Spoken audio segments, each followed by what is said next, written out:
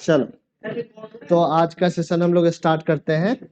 और आज के सेशन में सबसे पहले हम लोग ट्रिपल एस कॉन्ग्रुएंस रूल के बारे में डिस्कशंस करेंगे, पढ़ेंगे और समझेंगे।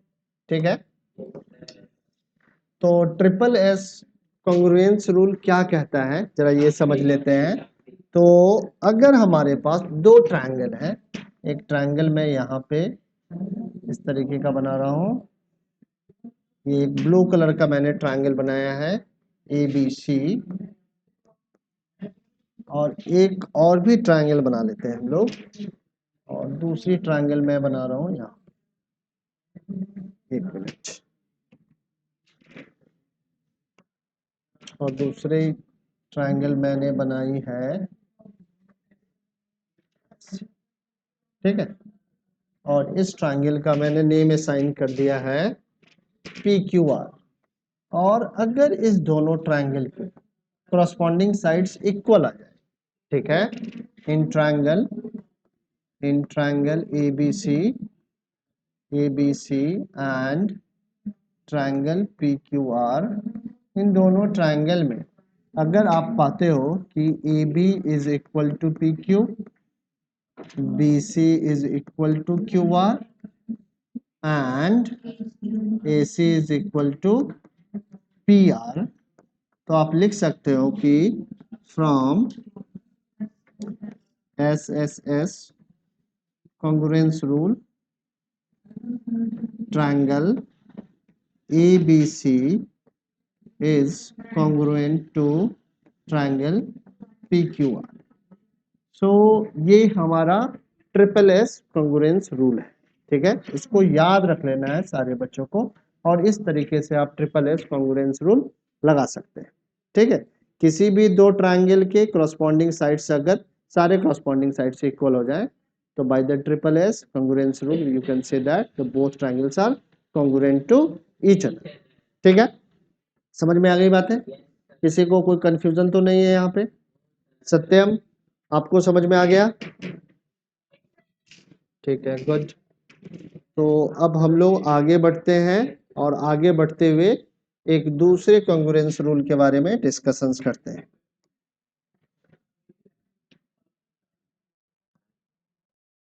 और ये जो कॉन्ग्रुएंस रूल है, ये दो राइट एंगल ट्रायंगल के बारे में बात करता है कि अगर आपके पास दो राइट ट्रायंगल हैं, जैसे कि एक राइट ट्रायंगल मैंने यहाँ पे बनाया ये, और दूसरा राइट ट्रायंगल मैंने बना लिया है यहाँ पे। ठीक है, और इन दोनों ही राइट ट्रायंगल में पहले हम लोग इन दोनों राइट ट्रायंगल का नेम असाइन कर देते हैं। ठीक है, सो ये हमारा ABC है, और दूसरा हमारा क्या है, PQR है। और ये जो कॉन्ग्रुएंस रूल है ये कब लगाएंगे? When we have two right triangles, जब हमारे पास दो राइट ट्रायंगल्स हो। ठीक है, so in triangle ABC and triangle PQR, so in दोनों ट्रायंगल में आप देख रहे हैं कि एंगल B जो है ABC का और PQR का जो एंगल Q है, ये दोनों ही राइट एंगल है। ठीक है, राइट एंगल है। अब इन दोनों ट्रायंगल में आप देख रहे हो कि AC क्या है, हाइपोटेनियस है। ठीक है ना, ABC ट्रायंगल की, और PQR ट्रायंगल में PR क्या है, हाइपोटेनियस है, और ये हाइपोटेनियस भी इक्वल हो जाए। अब हाइपोटेनियस के बाद कौन कौन सी साइड बच गई? AB और BC बच गई इस वाले ट्रायंगल में, और इस वाले ट्रायंगल में PQ और QR साइड्स है। तो इन दोनों में से कोई भी एक साइड इक्वल हो जाए, तो मैं यहाँ पे लिख रहा हूँ कि BC is equal to QR। तो यहाँ पे हम लोग लिख सकते हैं from RHS congruence rule triangle RHS का मतलब है right angle, hypotenuse and one side. So triangle ABC is congruent to triangle PQR। So इस तरीके से मैंने दोनों थ्योरम का मीनिंग आप लोगों को समझाने का ट्राई किया है। मेरे को लग रहा है कि आप लोगों को समझ में आ गया होगा। ठीक है, किसी बच्चे को कोई भी डाउट है तो आप लोग पूछ सकते हैं। बहुत अच्छा, ठीक है, आगे आगे बढ़ गए, आगे बढ़े। तो अब एग्जाम्पल्स वाले जो क्वेश्चंस है, प्लीज अब आवाज मत करो, जो एग्जाम्पल्स वाले क्वेश्चन है ना वो आप खुद कर लेना, और अगर इसमें डाउट आती है तो मेरे से डिस्कस करवा लेना। तो अभी हम लोग एक्सरसाइज 7.3 स्टार्ट करने वाले हैं, ठीक है। तो सारे बच्चे डायग्राम बनाना स्टार्ट कर लो, मैं तब तक क्रॉप करता हूँ इस पूरे प्रॉब्लम को। हाँ जी पूछिए। हाँ ठीक है, ठीक है, कॉपी चेक कर लेंगे। फिर सैटरडे को हम लोग रिव्यू कर लेते हैं आप लोग के साइंस और मैथ्स नोटबुक की, ठीक है।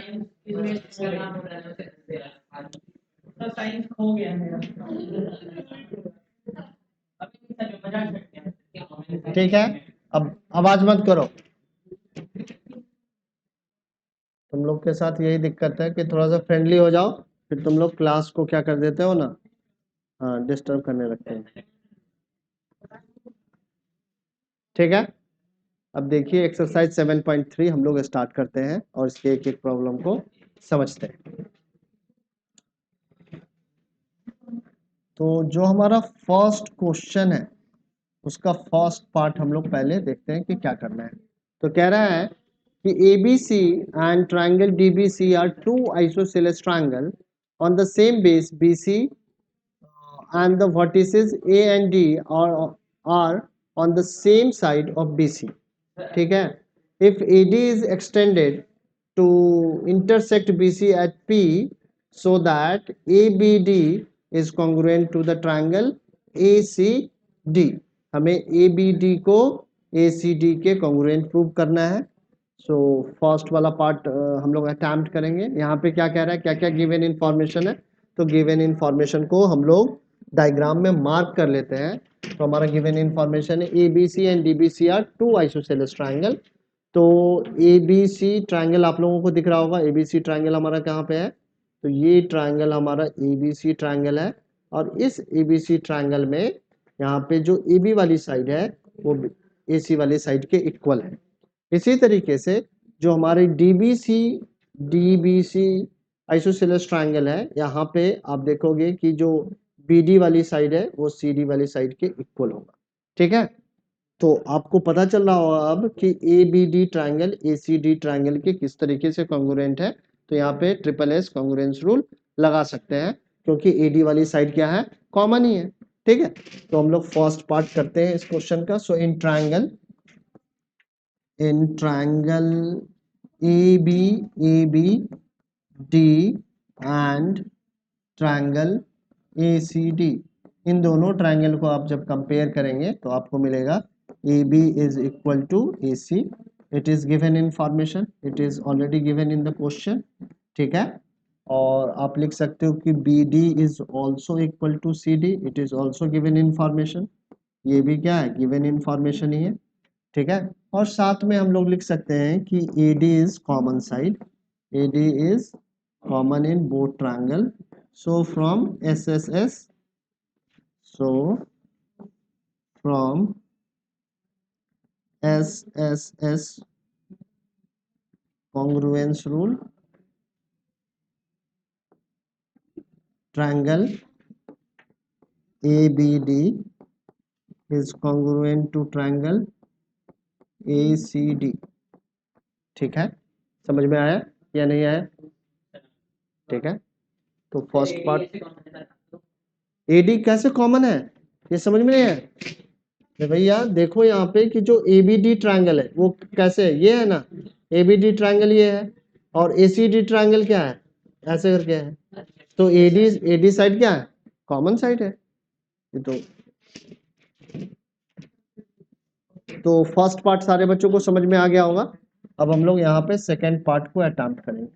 सारे बच्चों ने फर्स्ट पार्ट लिख लिया ना, ठीक है। अब देखो सेकेंड पार्ट में हमें कह रहा है APB, APB दिख रहा होगा सारे बच्चों को।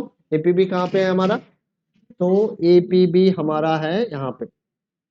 अगर हम लोग इसको रब कर लेते हैं पहले, तो जो डिमार्केशन पहले है APB ट्रायंगल अभी मार्क करता हूं मैं आप लोगों के लिए। तो APB हमारा कहाँ पे है, तो ये पी हो गया, ए पी भी दिख गया triangle.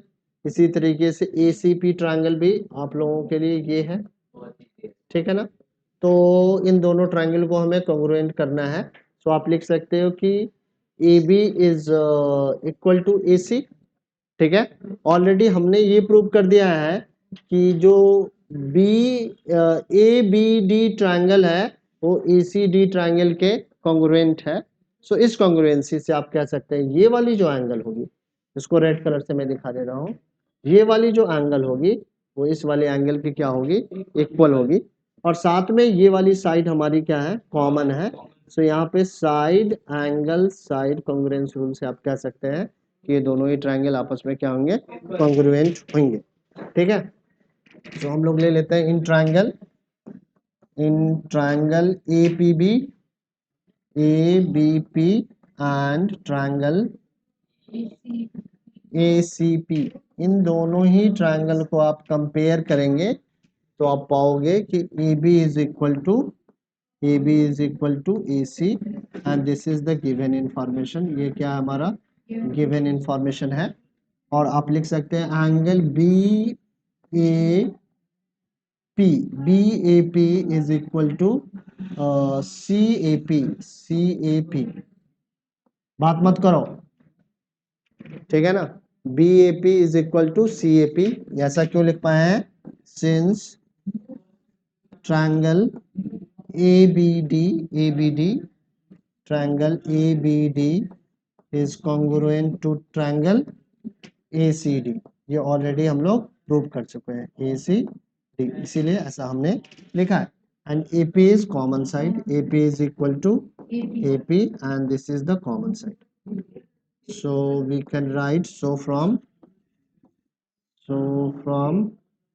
side angle side congruence rule, we can write triangle ABP is congruent to triangle ACP। समझ में आया या नहीं आया, ठीक है। अब हमें क्या लिखना है, AP bisect A as well as D। तो अभी तो हम लोग लिख सकते हैं कि AP बाइसेक्ट्स एंगल A, क्योंकि अभी हम लोगों ने ये प्रूव कर दिया है कि ABP is congruent to ACP। So by the CPCT we can write BAP is equal to CAP, ठीक है ना, ऐसा लिखा जा सकता है। लेकिन ये D एंगल को भी बाइसेक्ट करता है, ये अभी हमें प्रूव करना पड़ेगा। कैसे प्रूव कर सकते हैं, तो अभी हम लोग बाई CPCT एक हम लोग इंफॉर्मेशन को अभी यहाँ पे लिख लेंगे। ऐसा करता हूँ कि ये ट्रायंगल हमें चाहिए नीचे में, यहाँ से क्रॉप कर लेते हैं इस ट्रायंगल को।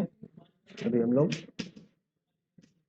इस ट्रायंगल को क्रॉप करके हम लोग इसी पेज पे नीचे ले चलेंगे।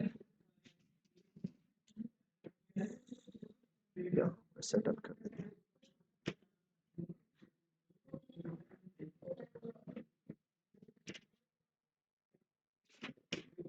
ठीक है, इस वाले ट्रायंगल का भी हमें यूज करना है। तो हम लोगों को क्या लिखेंगे, हम लोग यहाँ पे बाय CPCT हम लोग क्या लिख सकते हैं, हमें लिखना है कि जो AP वाली लाइन है वो एंगल A और एंगल D को दोनों को क्या करेगी, बाइसेक्ट करेगी। तो एंगल A को ये बाइसेक्ट कर रही है, ये तो पहले से ही हमें मालूम है, ठीक है। बट एंगल D को भी बाइसेक्ट कर रही है। इसको प्रूव करने के लिए हमें क्या करना पड़ेगा, एक ट्रायंगल लेना पड़ेगा DBP और DCP और इन दोनों को कॉन्ग्रुएंट प्रूव करना पड़ेगा। कॉन्ग्रुएंसी प्रूव हो जाएगा, कैसे प्रूव हो जाएगा, तो अभी हम लोगों ने ADB को ADC के कॉन्ग्रुएंट प्रूव किया था ना फर्स्ट पार्ट में, तो वहां से हम लोग लिख सकते हैं BD is equal to CD और ये कॉमन हो जाएगा। और अभी हम लोग ने प्रूव किया है कि ABP is congruent to ACP, so BP भी CP के इक्वल हो जाएगा।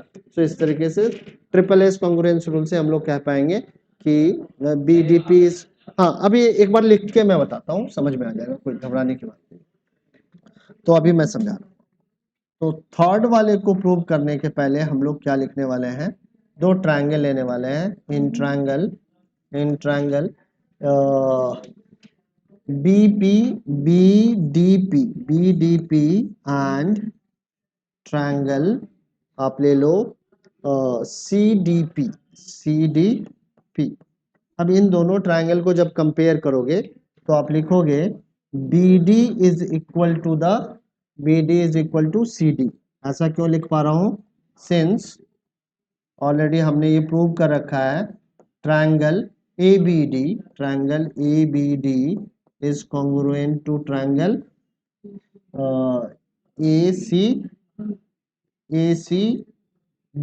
ये प्रूव कर रखा है ना, तो बाय द CPCT हम लोग लिख सकते हैं BD is equal to CT। लिख सकते हैं या नहीं लिख सकते हैं? ठीक है। अब यहाँ पे क्या है कि जो हमारा DP है it is equal to the DP। क्यों? क्योंकि ये कॉमन है, ठीक है। और अभी हम लोग लिख लेंगे BP is equal to CP। ऐसा क्यों लिखा है? क्योंकि अभी हम लोगों ने प्रूव किया है since triangle ABP is congruent to triangle ACP। ठीक है ना? सो ऐसा हम लोग लिख सकते हैं सो फ्रॉम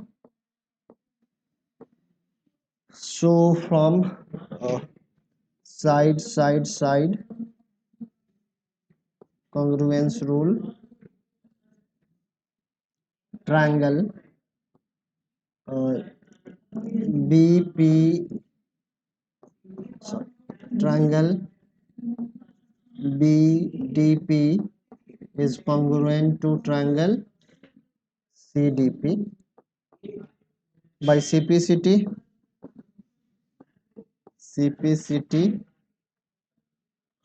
से हम लोग क्या लिख सकते हैं? तो CPCT से हम लोग लिख सकते हैं कि angle BDP is equal to the angle CDP, ये लिख सकते हैं। और सिंस हम लोग यहाँ पे एक स्टेटमेंट और लिख लेंगे since this is the first equation since triangle ABP is congruent to ACP, so हम लोग लिख सकते हैं angle BAP is equal to the angle CAP, so we can write क्या थर्ड प्रूफ था? तो थर्ड प्रूफ था AP bisects angle A as well as angle, so this is the second equation। so from equation 1 and equation 2 we can conclude that EP bisects angle A as well as angle D। समझ में आया या नहीं? नहीं आया? ठीक। आपको ये स्टेटमेंट समझ में आया? ये स्टेटमेंट समझ में आया था? ये बताओ, ये स्टेटमेंट समझ में आया या नहीं आया? हाँ, ये स्टेटमेंट नहीं समझ में आया भाई? BDP is congruent to CDP, तो इसके CPCT क्राइटेरिया से BDP CDP के इक्वल नहीं हो जाएगा? तो फिर और फिर क्या लिखा है? Triangle ABP is congruent to the triangle ACP, so आप लिख सकते हैं BAP is equal to CAP। नहीं लिख सकते हो? हाँ, सो यहाँ पे पता चल रहा है कि जो ABP है तुम्हारा, ABP जो हमारा एंगल है BAP, ये एंगल है ना BAP, और ये एंगल है CAP, तो ये इसको बाइसेक्ट कर रहा है कि नहीं? एंगल A को बाइसेक्ट कर रहा है। और यहाँ पे पता चल जा रहा है हमें इस वाले फर्स्ट वाले इंफॉर्मेशन से ये पता चल रहा है कि ये D एंगल को भी बाइसेक्ट कर रहा है। क्यों? क्योंकि जो हमारा BDP है वो CDP के क्या है? इक्वल। ठीक है ना? इस कारण से हम लोग लिख पा रहे हैं कि AP bisects angle A as well as angle D। इतना मुश्किल है क्या?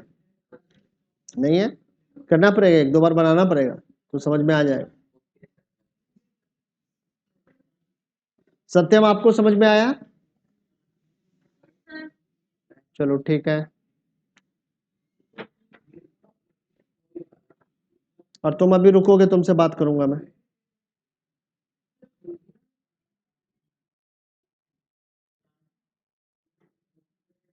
ठीक है, AP बाइसेक्ट्स, तो लिख सकते हैं AP bisects angle A as well as angle D. अभी एक पार्ट और भी बचा हुआ है, ऐसा नहीं है कि सारा पार्ट हो गया है। एक पार्ट हमें क्या लिखना है, AP is perpendicular bisector of BC। AP क्या है, हमें प्रूव क्या करना है, यहाँ पे लिख लेते हैं ताकि डायग्राम भी हमारा सामने रहे और इसको हम लोग प्रूव भी कर पाए। तो हमें जो फोर्थ पार्ट है उसमें क्या करना है, AP परपेंडिकुलरली बाइसेक्ट BC, यही ना प्रूव करना है। AP perpendicularly bisects, AP perpendicularly bisects BC, ये स्टेटमेंट लिखा हुआ है ना, ये प्रूव करना है।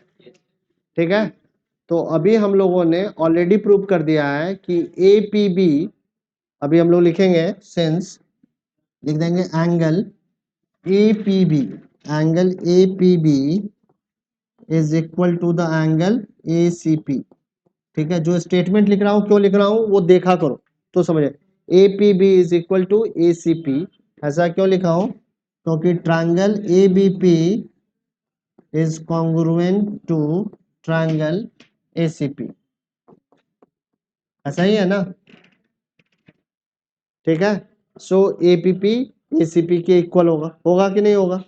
अब जो हमारा APB है, नहीं यहाँ पे गलत लिख दिया, सॉरी, यहाँ पे गलती लिख दी, APC लिखना पड़ेगा, APC यहाँ पे लिखना पड़ेगा, APC। अब देखो यहाँ पे जो तुम्हारा APB है, APB है, अब प्लस में एंगल APC है।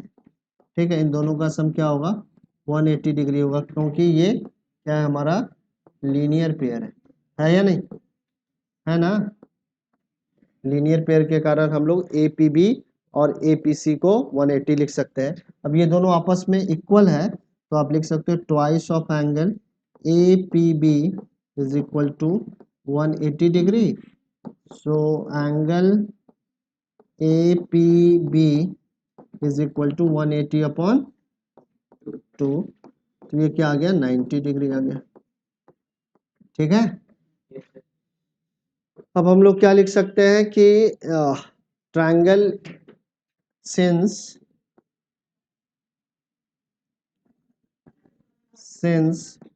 triangle ABP is congruent to triangle ACP, so by CP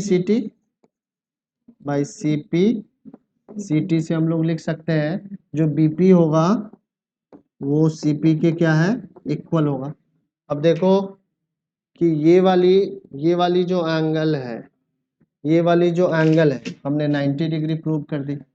ये वाली एंगल हमने कितनी प्रूव कर दी, ये वाली एंगल हमने 90 डिग्री प्रूव कर दिया और साथ में बता दिया BP क्या है, CP के इक्वल है। सो आप लिख सकते हो AP परपेंडिकुलरली बाइसेक्ट्स BC, लिख सकते हैं या नहीं लिख सकते, तो हम लोग लिखेंगे सो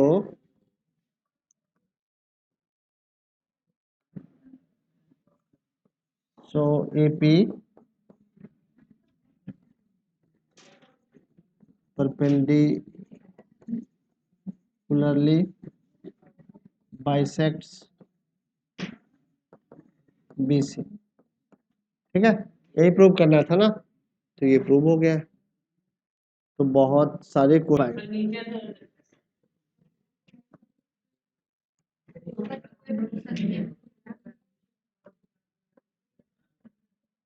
चलो देखो इस वाले क्वेश्चन को क्या करना है। AD is an altitude of an isosceles triangle ABC in which AB is equal to AC, so that AD bisects BC and AD bisects angle A also। तो ये दोनों चीजें हमें प्रूव करनी है, डायग्राम हमें यहाँ पे खुद से ही बनाना पड़ेगा। तो हमारे पास एक आइसोसेलेस ट्रायंगल है, तो मैं ये आइसोसेलेस ट्रायंगल यहाँ पे बना रहा हूँ। तो ये हमने आइसोसेलेस ट्रायंगल बना लिया है और इसका नेम असाइन कर दे रहा हूँ। इसका नेम है हमारा ए बी सी। अब इस आइसोसेलेस ट्रायंगल में हमें दे रखा है कि ए बी वाली साइड जो है वो बी सी वाली साइड के इक्वल है, तो हमने इसको भी डिमार्केट कर दिया है। एडी क्या कह रहा है? AD is an altitude of an isosceles triangle ABC. AD क्या है? एल्टीट्यूड है, तो ये यहाँ पे क्या कर रहा होगा? 90 डिग्री का एंगल भी बना रहा होगा। तो ऐसे करके मैं एक लाइन ड्रॉ कर दिया, एडी ये है, और नीचे में हम लोग एक डी पॉइंट बना लेंगे, तो ये डी पॉइंट है, और ये इस पे क्या है? परपेंडिकुलर है, ये भी गिवन है।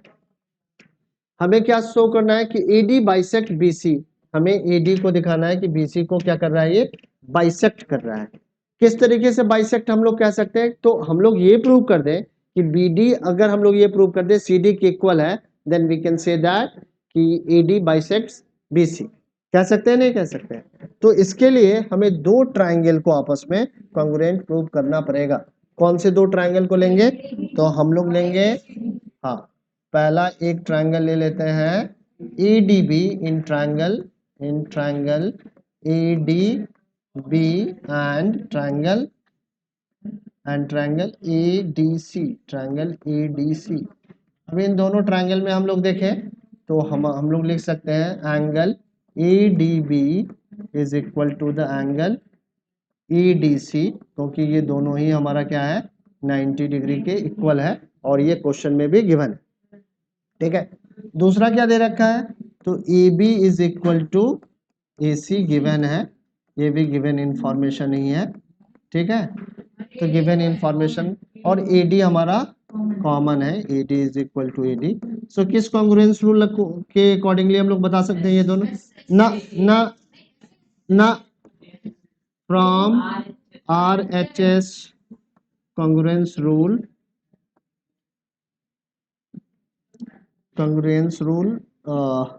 triangle ADB is congruent to triangle ADC। ठीक है, ठीक है। सो बाय CPCT,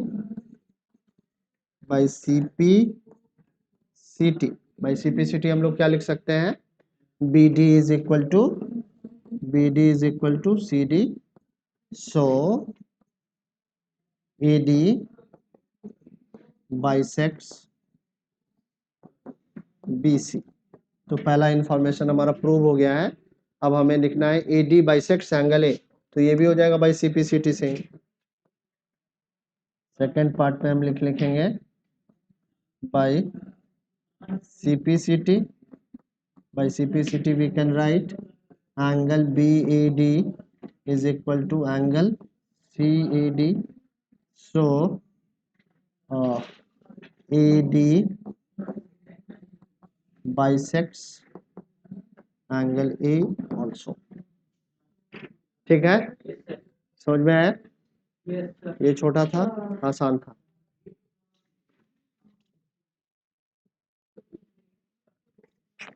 सारे बच्चे लिख लो।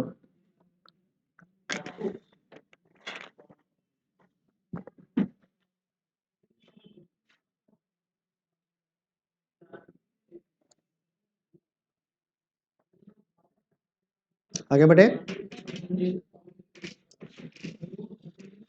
थर्ड क्वेश्चन अब हम लोग ले लेते हैं। थर्ड क्वेश्चन का डायग्राम भी दे रखा है। देखो इस थर्ड क्वेश्चन को अब कैसे करेंगे। थर्ड क्वेश्चन में क्या दे रखा है? Two sides AB and BC and median AM of one triangle ABC are respectively equal to the PQ and QR and the median PN of triangle PQR, so that triangle ABM is congruent to the triangle PQN। ABM triangle को हमें PQN triangle के congruent prove करना है। कैसे होगा? देखो हमें क्या दे रखा है? ABM किधर है? तो ABM यहाँ है और PQN यहाँ है। ठीक है, तो इन दोनों ट्रायंगल को हमें कॉन्ग्रुएंट प्रूव करना है। देखते हैं कि किस तरीके से कॉन्ग्रुएंट प्रूव कर सकते हैं। सो थर्ड का फर्स्ट पार्ट हम लोग ले लेते हैं। फर्स्ट पार्ट में दो ट्रायंगल हैं। So in triangle ABM and triangle P Q N, in दोनों ट्रायंगल को जब आप कंपेयर करोगे तो ये गिवन है A B is equal to P Q, it is given in the question. ठीक है, ये क्वेश्चन में ही गिवन है। और ये गिवन है कि A M is equal to the P N, ये भी गिवन है क्वेश्चन में ही। ठीक है, और दूसरा दे रखा है जो बी सी है, it is equal to the Q R. But ऐसा करने से नहीं होगा, हमें लोग लिखेंगे 1/2 B C is equal to 1/2 Q R, और 1/2 बी सी किसके इक्वल होगा, तो बी एम के इक्वल होगा, और ये हमारा क्यू एन के इक्वल होगा। ऐसा क्यों है, तो ऐसा इसलिए कि A M is the median of A M and P N R median or medians of triangle ABC and triangle PQR. So from SSS congruence rule,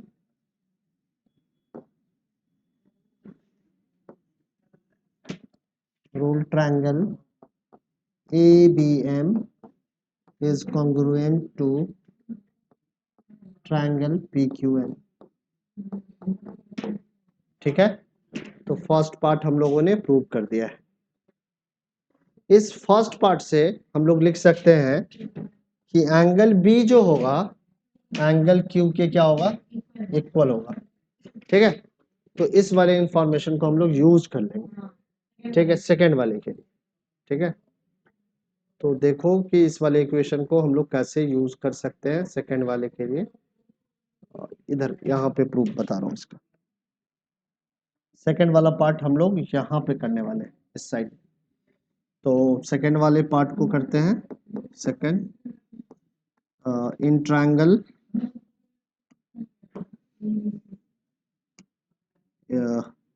second part in triangle ABC and triangle PQR, इन दोनों triangle को compare करें तो हम लोग लिख सकते हैं AB is equal to AC, AB is equal to PQ, it is given information. ये हमारा क्या है, गिवन इंफॉर्मेशन है, ए बी पी क्यू के इक्वल है। ठीक है, लिख सकते हैं B C, angle B is equal to angle Q. ये क्यों लिखा है, तो अभी हम लोगों ने प्रूव किया है, since triangle A B M is congruent to triangle P Q N. ठीक है, इसीलिए ऐसा लिखा। और दूसरा हम लोग लिख सकते हैं B C is equal to Q R, it is given information, ये गिवन इंफॉर्मेशन है। So from SAS congruence rule, triangle ABC is congruent to triangle PQR। ठीक है, समझ में आया या नहीं आया, समझ में आ रहा है। सेकंड वाले में क्या दिक्कत है यार, ABC ट्रायंगल PQR के कॉन्ग्रुएंट है, ये प्रूव करना है। तो इस कॉन्ग्रुएंसी को प्रूव करने के लिए हमने कहा कि ABC ट्रायंगल का जो AB साइड है वो PQR ट्रायंगल के PQ साइड के इक्वल है। ये गिवन इंफॉर्मेशन, ये क्वेश्चन में दे रखा है। कहाँ पे दे रखा है, तो आप क्वेश्चन का स्टेटमेंट पढ़ोगे तो यहाँ पे लिखा है two side AB BC and the median AM of one triangle ABC are respectively equal to the side PQ, QR and the median PN of triangle PQR। तो यही पे पता चल रहा है कि AB जो तुम्हारा साइड है वो इसके PQ साइड के इक्वल है, और उसी गिवन इंफॉर्मेशन को यहाँ पे हमने लिख दिया। ठीक है, फिर एंगल B को एंगल Q के इक्वल क्यों लिखा, क्योंकि ऑलरेडी हमने प्रूव कर रखा है triangle ABM is congruent to triangle PQN। So by the congruency of these two triangle, you can write angle B is equal to the angle Q, and BC is equal to QR. This is also given information, क्योंकि यहाँ पे लिखा है BC is equal to QR, ठीक है ना. So from SAS congruence rule, ABC triangle is congruent to the triangle PQR. ठीक है.